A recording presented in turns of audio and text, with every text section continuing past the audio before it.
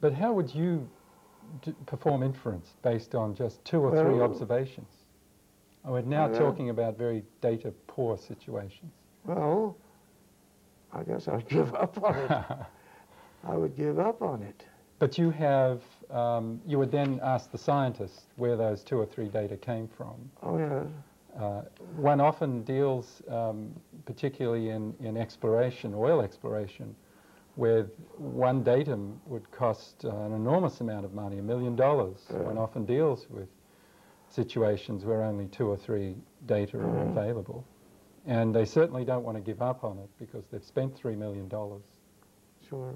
But then, you see, in that situation, there's a huge richness of physical science knowledge, right, which is brought to bear on it.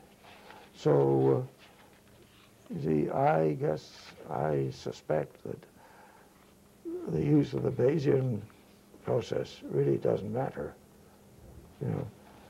But there is no doubt that, you know, in my opinion, statistics is failing, and it is failing rather miserably. Have you thought about how it might recover? I've been trying for the last 30 years, but I haven't had much success. I see. I think the end thing is that, see, what we are hoping for, we seem to be hoping for, is a deductive theory. Mm-hmm.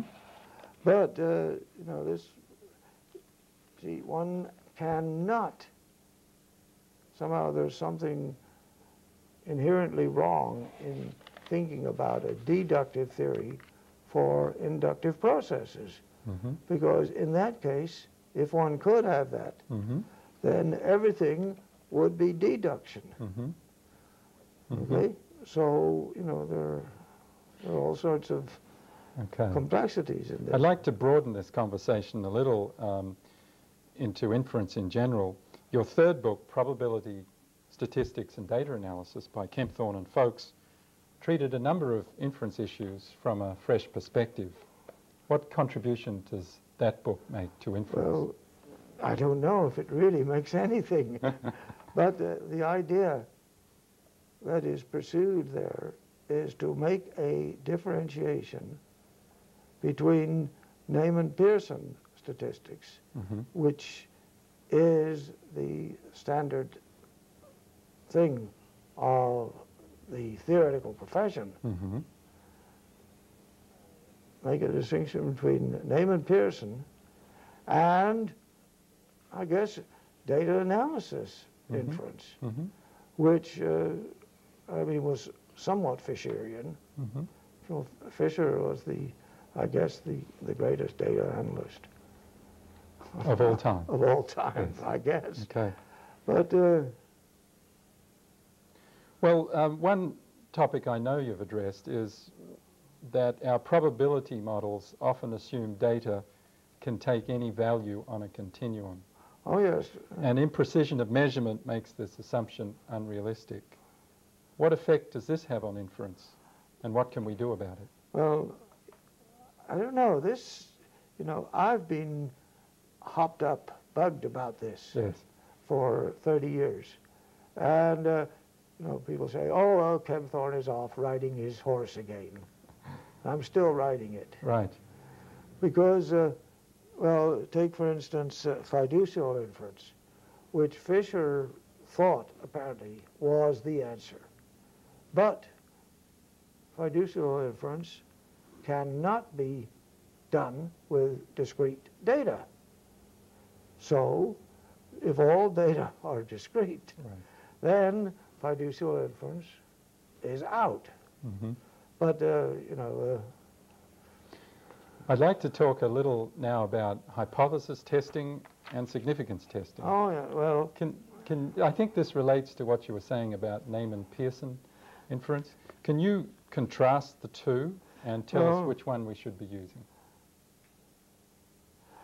Well, the Fisher and Carl Pearson before produced significance tests. okay? And the great one is chi-squared goodness of fit. Mm-hmm.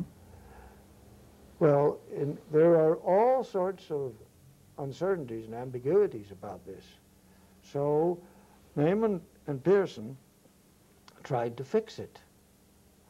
And in order to fix it, they produced a theory of testing hypotheses, which is really a theory of accept-reject rules. Mm-hmm.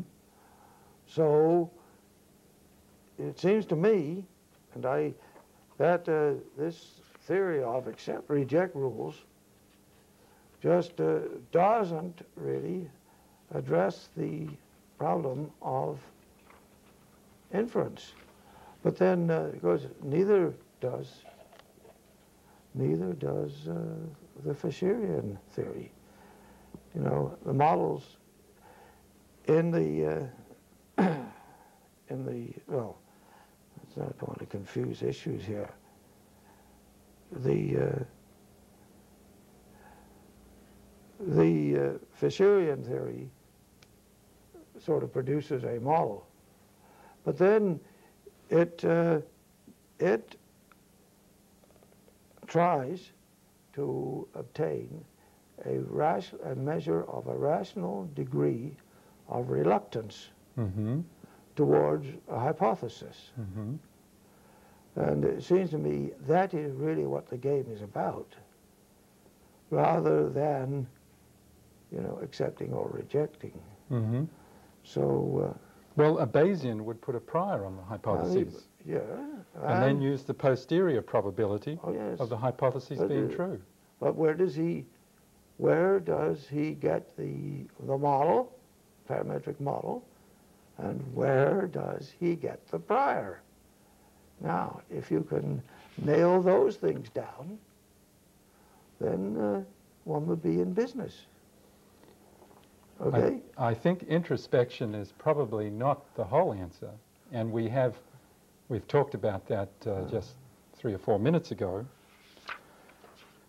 Well, we've come to the end of what I think is a very interesting hour of discussion with you, Kemp. It's been great fun and enormously interesting.